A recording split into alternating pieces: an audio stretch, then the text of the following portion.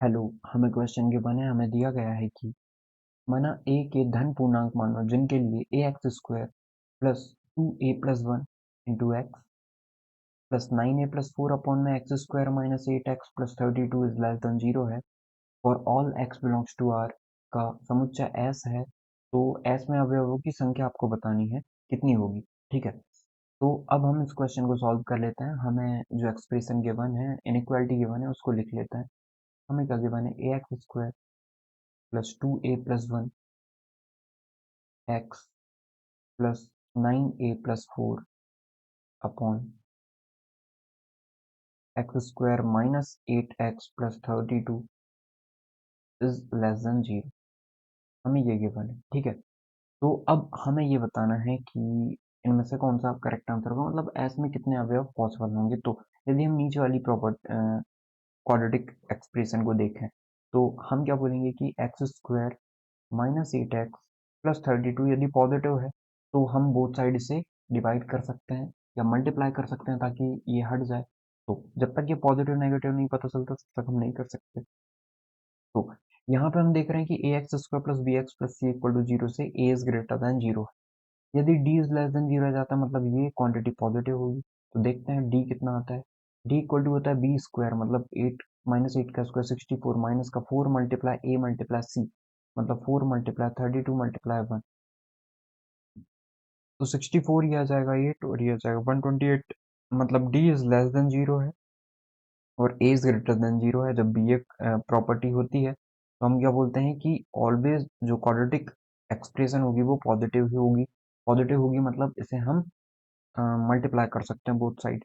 तो ये क्या बन जाएगा, ए एक्स स्क्वायर प्लस का 2a+1 into x plus 9a+4 is less than zero. अब हमें पता है कि ये क्वांटिटी जो है वो नेगेटिव कब होगी, जब नेगेटिव ये तभी हो सकती है जब a is less than zero हो जाए।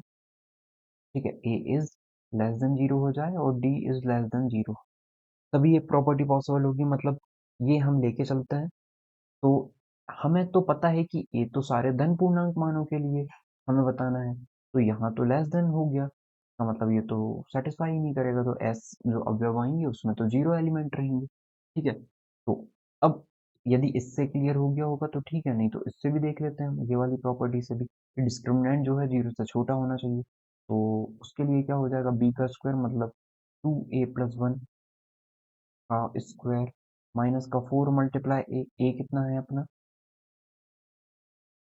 ए है, ए ही है ए। और सी कितना है, सी है प्लस का 9a+4। ठीक है, इज लेस देन जीरो हो जाएगा। इसको सॉल्व करें हम तो कितना आएगा ये, इसको सॉल्व करेंगे तो ये हो जाएगा 2 का स्क्वायर 4 और a+1 का होल स्क्वायर माइनस का 4a मल्टीप्लाई 9 करेंगे तो 36 ए स्क्वायर और माइनस का 16 लेस देन जीरो। तो सॉल्व करते हैं तो 4a का स्क्वायर 4 प्लस 2a भी होगा तो 2a मतलब मल्टीप्लाई करेंगे तो 8a माइनस का 36a स्क्वायर माइनस का 16 लेस देन जीरो। सॉल्व करते हैं, माइनस का 36a स्क्वायर और 4a स्क्वायर माइनस का 32a स्क्वायर हो जाएगा प्लस का 8a और माइनस का 12 लेस देन जीरो। माइनस से मल्टीप्लाई कर देते हैं तो ये 32a स्क्वायर हो जाएगा। क्यों ना हम माइनस 4 से कर दें तो यह आ जाएगा माइनस का 4 कॉमन निकाल लें हम तो यह आ जाएगा 8a स्क्वायर प्लस का 4a प्लस का 2a हो जाएगा का 2a माइनस का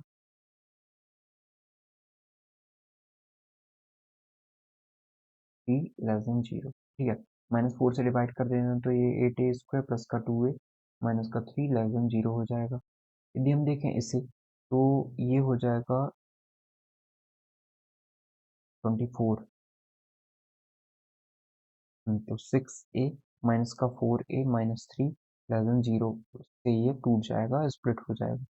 तो यदि हम 2a कॉमन निकालते हैं तो 4a प्लस का 3 बचेगा और माइनस का 1 कॉमन निकालते हैं तो 4a प्लस 3 बचेगा लेस देन जीरो। तो 4a प्लस 3 और 2a minus 1 less than zero आ गया है। तो इसके रूट जो निकलेंगे वो क्या निकल जाएंगे, एक तो ए की वैल्यू -3/4 आ गई है और एक वैल्यू आ गई है 1/2। तो हम चेक करें इसे तो ये प्लस इनफाइनाइट, ये माइनस इनफाइनाइट, ठीक है, ये प्लस, ये माइनस, ये प्लस। तो हम वैल्यू कंसिडर करेंगे जब हमने माइनस से मल्टीप्लाई किया यहाँ पे, तो इनइक्वालिटी का साइन चेंज हो जाएगा। ठीक है, ये आपको याद रखना है, इनइक्वालिटी का साइन चेंज हो जाएगा।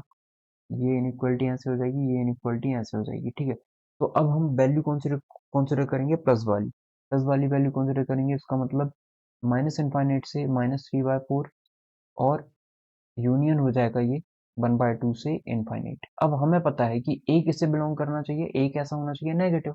तो ए यदि नेगेटिव होगा, इसका मतलब वैल्यू कौन सी कंसिडर होगी, ए किससे बिलोंग करेगा, इस वाले टर्म।